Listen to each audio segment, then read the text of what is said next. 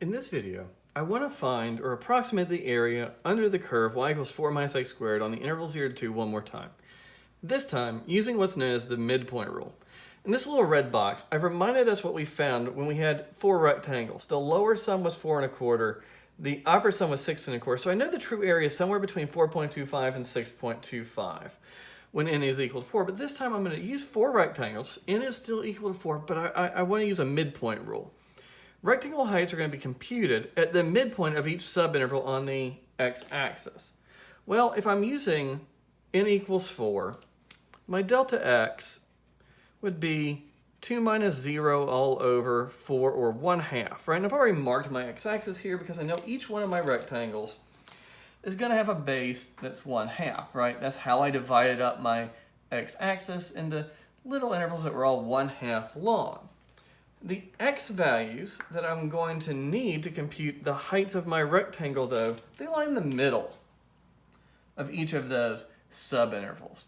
Well, if I think about it, right in the middle of 0 and 1/2 would lie 1/4, right? And I should label that 1/4, but I don't think I left myself enough room, so I'm going to keep track of them here, and we'll just imagine that I label them in those spots there. Right between 1/2 and 1, I'd have 3/4. Right between 1 and 3/2, I'd have 5/4, and between 3/2 and 2, I'd have 7/4. And of course, I'm just finding the middle of two numbers. I could think about computing an average, and if I do this right, each one of my midpoints should be the same distance at delta x at 1/2 apart. Unfortunately, all of these are. All right, now I need to compute function values to serve as my heights, because thinking in the language that we saw at the end of that last video, these area approximations are all function values times delta x's.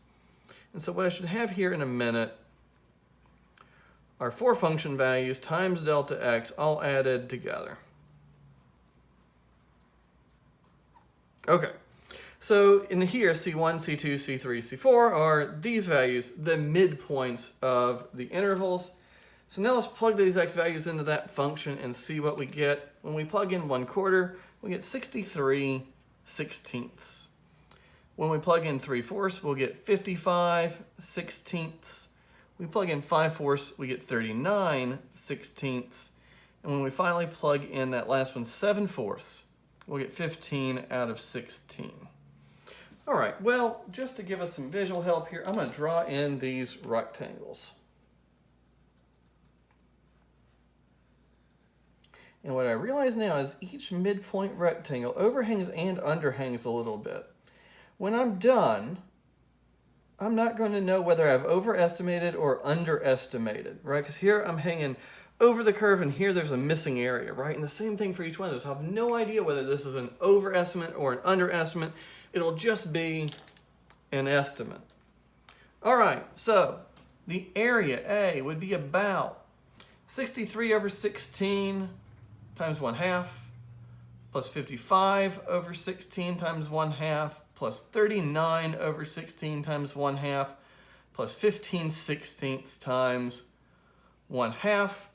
And I wish I could write out what you get when you get that over here, but I've run out of room. So over here, I'll put that this midpoint rule area approximation is about 5.375 square units.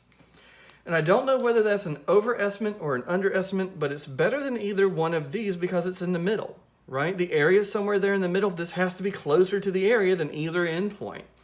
So my midpoint rule does a better job of approximating the area with the same number of rectangles. I just don't get to know whether it's an overestimate or an underestimate. For this particular function, this midpoint rule approximation is doing a very good job of approximating the area, because we don't know how to calculate it together yet, but I already have calculated the true area under this curve, and it's actually 16/3, or 5.3 repeating forever. So this is actually a very close area approximation.